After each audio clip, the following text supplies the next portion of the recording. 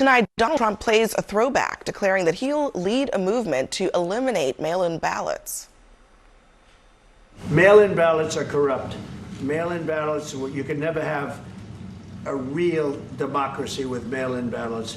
And we, as a Republican Party, are going to do everything possible that we get rid of mail-in ballots. We're going to start with an executive order that's being written right now by the best lawyers in the country to end mail-in ballots because they're corrupt.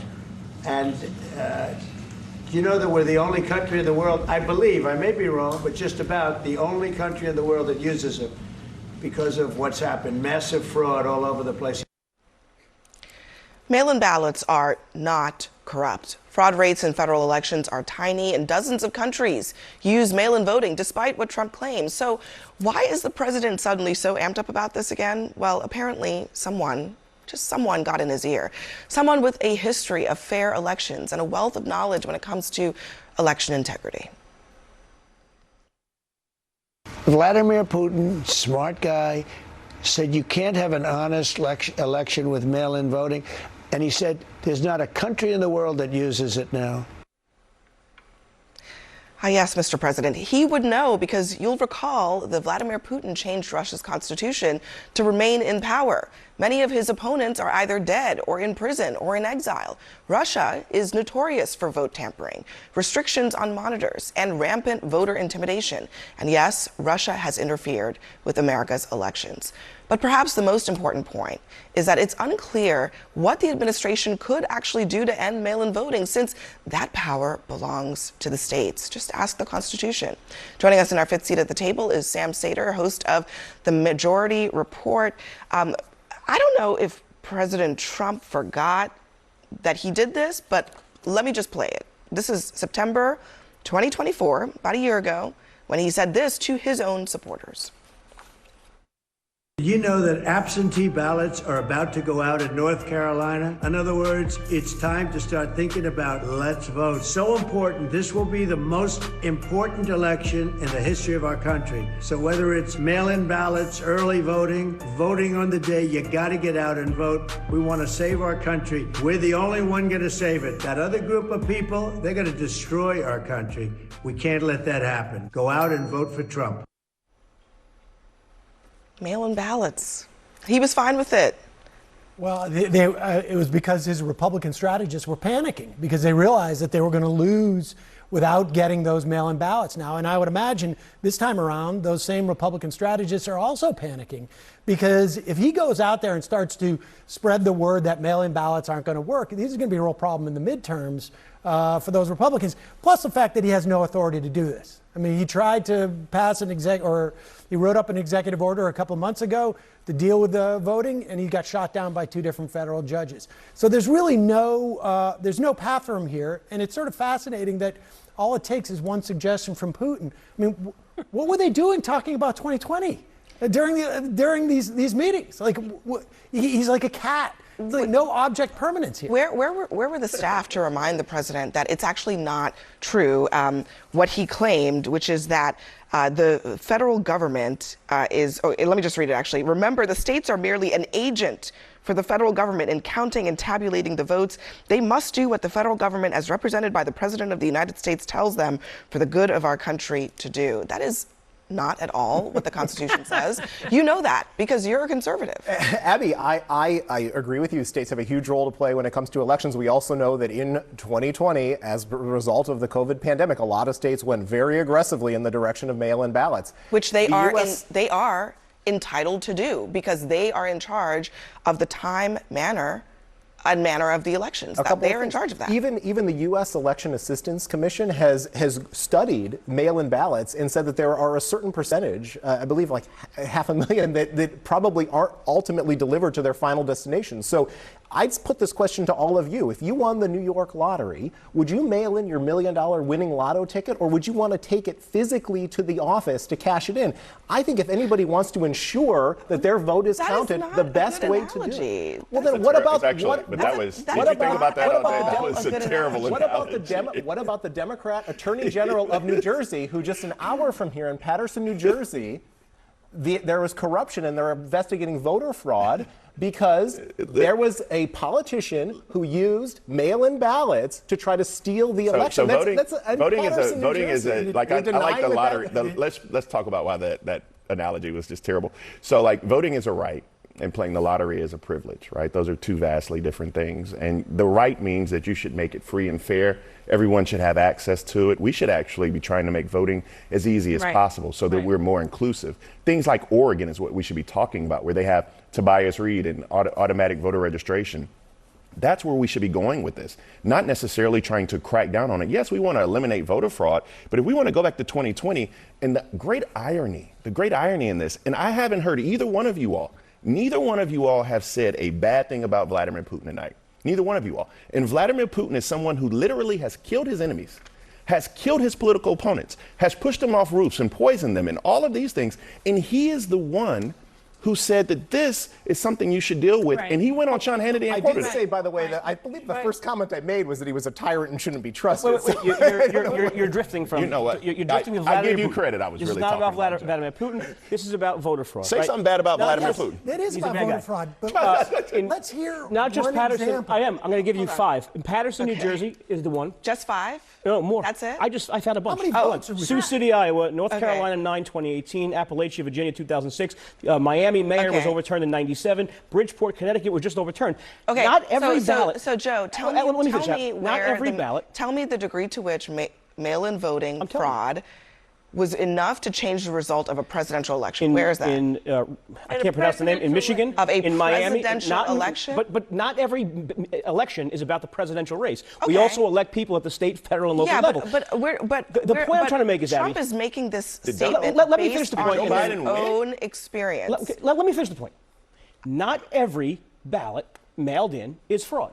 But it's almost always the case where you have fraudulent ballots. It's done not just by mail ballots, but paper ballots, absentee ballots. So if the president wants to secure ballot integrity in a better way, I am 100% for this. Now, you all, last segment, were so worried about the MAGA base and how they would react to troops on the ground. Can I just ask a clarifying question thrilled of about you, this. Joe? You said you're all for what the president wants to do, but he is saying he wants to federally, he wants the president by decree to ban mail-in voting in this entire country. Are you for that? No idea how he's going to do that. Okay, are you for that? Because you just said that you're for what I'm he willing wants to to wait do. for the executive order and see if You it's just said valid. you're for what he wants to do. If he figures out a way to meet the requirements of the court that struck it down previously, if he figures out a way to do it, I'm for it. He can't, though. If he can't, then he can't. But it's a thing that I would hope, and I've actually supported the New York State legislature in doing this. I would write a check to the South Carolina legislature. Let me ask you a question. Are you in favor? Are you in favor of when you turn 18, you're automatically registered to vote? But you're acting like mail-in. You're acting like mail-in. Hold on. You're acting like mail-in ballots are something universal. Trump was wrong. It wasn't one country. You were wrong too. It's not dozens. It's 12. 12 countries on planet Earth have 12 have universal. 22 have other ways of getting it not universal. So that's 34. That's 15% of the countries on Earth. Joe, we also don't have universal mail-in ballots. We don't have that. In some so states. the idea that, listen, it's not 12, okay, but there are over 30 countries in the world that have mail-in and ballot voting, A. And B, to your point, Sam, Donald Trump is messing with something that his voters use, okay? 24% of Republicans used mail-in ballots in the 2024 election. That is a little bit down from 2020 when there was a pandemic, but it just goes to show that you then take those voters, some of them are in the villages in Florida, they're in Utah where they automatically send mail-in ballots to every registered voter. Right. You're taking those Republican voters and you're saying to them, we're going to make it harder for you to vote. That doesn't make a lot of sense. Putin said it was a good idea. Like also, if you're going to get away with eliminate all mail-in voting, then what happens to the individuals who in New York State are on the permanent absentee list? Those who are disabled, those who are senior citizens who can't get to the poll. So are disabled people then totally disenfranchised if they're unable to get to the polls? Is that what the president really wants to do? I mean, this is bad for him politically, but it is bad for democracy and the just absurdity that it came from a meeting with Putin just adds insult to injury. Conservatives have been talking about the problems with mail-in voting. We can do this for the military as well. But he said Because the military votes mail-in ballots. Yes, that's right. The military votes in the last iteration of this, it wasn't. Well, I don't understand. If it's not secure for citizens, why isn't it not secure for the military? Again, I'm not saying anyone can make an election completely secure from any fraud. I'm just saying that in many instances, which I laid out earlier, just the top 10 I could find, right? The universal method was through paper ballots, whether it's absentees or whether it's mail-in ballots. So now you want to get rid of all. We do have to hit pause on this conversation. We're going to continue this after a quick break. We're back. Let's continue where we left off. Bakari, you were saying. I don't know. I was just probably saying Joe was wrong about something. but we do need to move to a place in this country where we expand access. That's so important. So it's not just automatic voter registration when you're 18, but we also should do same-day voter registration. We should have early voting. We should have extended hours. We should talk about making sure that this process is not only free and fair, but available for everybody to participate. Well, let me play what Donald Trump would say to that. He's talking here about mail-in voting, but I'm sure he would apply that to all the other things you mentioned. It's time that the Republicans get tough and stop it, because the Democrats want it. It's the only way they can get elected. The real story here, it seems to me, because you've got just a CNN poll out a month ago showed Democrats 75% more enthusiastic than Republicans at 50%. So if you're talking about getting to the election poll sites, the side that has more enthusiasm is a lot more likely to get there in the first place. This is Donald Trump worried about the midterm elections and trying to set up reasons why the Republicans are going to lose. I mean, this is a two-pronged thing. We're seeing it in terms of the redistricting, and then the other part is already start to build in the excuses. I mean, that's what's going on here, because he knows he's not going to get this past the federal judge. There is a reason that the framers of the Constitution put this in the state's hands, right? And not so long ago, this is what the Republican Party platform in 2016 said. Federalism is a cornerstone of our constitutional system.